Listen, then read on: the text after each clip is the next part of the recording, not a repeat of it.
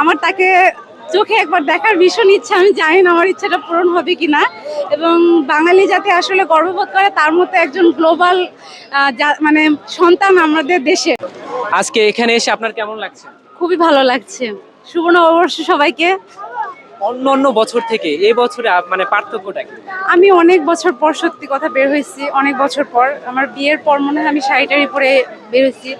মাঝে হয়েছি, বাট এবার এটা দেখার জন্য আমি সাভার থেকে আসছি। আমার বাসা কিন্তু সাভারে।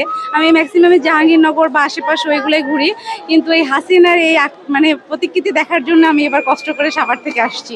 অবশ্যই ভালো লাগতেছে, নতুন বাংলাদেশ, নতুনভাবে সবকিছু ভালো লাগতেছে। কারণ দেখেন, আপনি প্রত্যেকটা মানুষের মধ্যে আলাদা একটা স্বাধীনতা পাবেন, সবার মধ্যে আলাদা একটা স্বাধীনতা পাবেন। শুধু আওয়ামী লীগ কেন্দ্রিক বাদ, ওদের কথা তো বলা যাবে না, ওরা বাদ দিয়ে ওদের তো কষ্ট হবে, ওদের আপা নাই।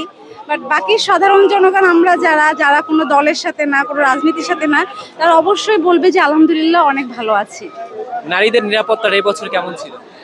আসলে যেটা সত্যি কথা বলতে কি, একটু তো মাঝে আতঙ্ক অনেক ছড়াইছে ফ্র্যাঙ্কলি, যেটা কারণ পুলিশ বাহিনী সেভাবে কাজ করেনি, তারপর মিডিয়াও সেরকম ছিল, আর আগে অনেক ঘটনাই ছিল। আমি যেটা মনে করি, আপনারাও যেহেতু মিডিয়া নিয়ে বা জার্নালিস্ট কাজ করেন, বলতে জানবেন, অনেক ঘটনা কিন্তু সামনে আসেনি, অনেক কিছুই সামনে আসেনি। যেটা সামনে আনানো হয়েছে সেটাই আসছে। তো একটু সাময়িক অসুবিধা ছিল, তো আমাদের কথা যে একটু সময় দিতে হবে এই সরকারকে, আশা করা যায় অনেক কিছু ভালো হবে। এত সুন্দর আয়োজন করার জন্য ডক্টর ইউনূস সম্পর্কে আপনার মতামত? ওনার সম্পর্কে আমি মনে করি যত কম বলবো, মানে আমার আসলে বলার মতো এক্সপ্লেন নাই। আমি ওনাকে নিয়ে কিছু বললে মনে হবে যে কম হয়ে যায়। আমার তাকে চোখে একবার দেখার ভীষণ ইচ্ছা। আমি জানি না আমার ইচ্ছাটা পূরণ হবে কিনা, এবং বাঙালি যাতে আসলে গর্ববোধ করে তার মতো একজন গ্লোবাল মানে সন্তান আমাদের দেশের, এটা আসলে সবচেয়ে বড় আমাদের বাঙালিদের পাওয়া।